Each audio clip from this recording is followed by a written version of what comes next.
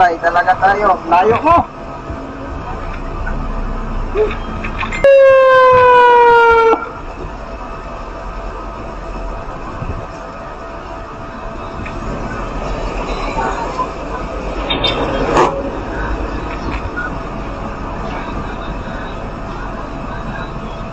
Sir, Ano mo?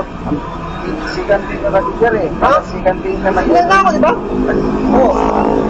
Bakit ako ay i-respond namin na nung gano'n mo dyan? Ano yun sa mga brother? Ay mo ang share mo. Tapos patingin lang sa laman ng truck mo. May sabi na sir eh. Ha? May sinyo yan. Bakit, di pwede mo yan? Hindi pwede sir eh. I-inspect namin. May papel naman yan sir.